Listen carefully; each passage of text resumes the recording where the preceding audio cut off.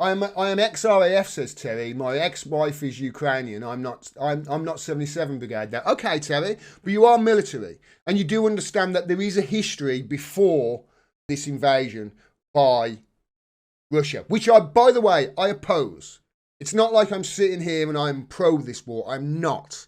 I spoke to a guy in a cafe not long ago. He was ex-military, and within the first or second question I asked him, we'd got to the fact that this was a proxy war. And he started off saying, this is not a proxy war.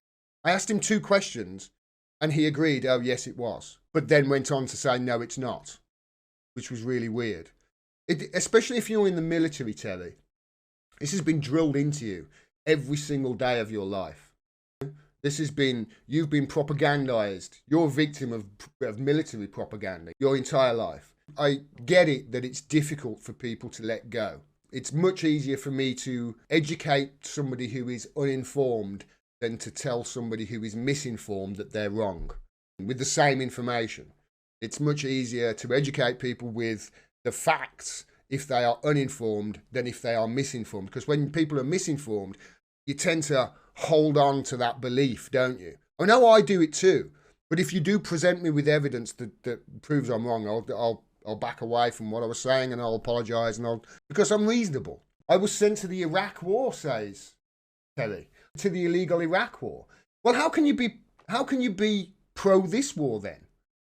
Because this war is built on lies as well. Almost every war in the last 50 years has been built on lies, Terry. They lied about Iraq with weapons of mass destruction. They lied about Iraq again with the incubator babies. They lied about the Gulf of Tonkin with Vietnam. They lied about Afghanistan for 20 years.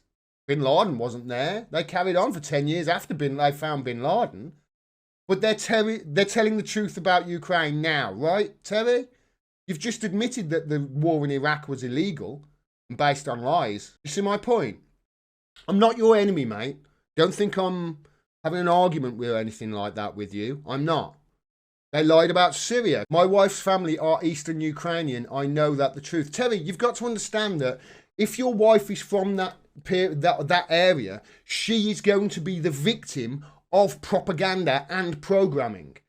You know? Especially if she's from the period sort of from 2006 onwards, when you can agree with me, right?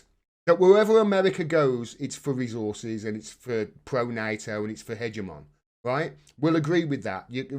Correct? America used the extreme... How America does that and divides people, like your wife and the people from her country. The way they do that is by what? By funding the extremes in that country, right? In Afghanistan, going back, it was the Mujahideen and Bin Laden. How could that go wrong? They funded the Mujahideen and Bin Laden. We know Hillary Clinton has admitted that's what we did. They funded the extremes in Afghanistan to keep the war going with Russia, right? They funded the extremes in Syria to go after Assad in the dirty war since 2014 in Operation Timber Sycamore. They funded the extremes in Iraq to go after they funded the extremes, the Americans did, and NATO in Libya. Yes, we came, we saw, he died. And they do it with lies. And the first loss when you go to war with America is the truth. That's what happened. They fund these countries with lies to divide the nation, keep the nation divisive so they can install their pro-American person. They did it in Syria, they did it in Iraq, they did it in Libya. They do it everywhere they go. What makes you think they didn't do it in Ukraine? And who are the extremist factions in Ukraine? They are the neo-not-so-nice people, right? Right? I'm not your enemy, Terry. I'm your friend.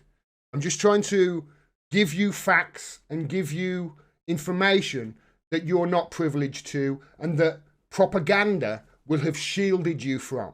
This is not a me versus you situation, Terry. This is us versus them, mate. I'm on your side.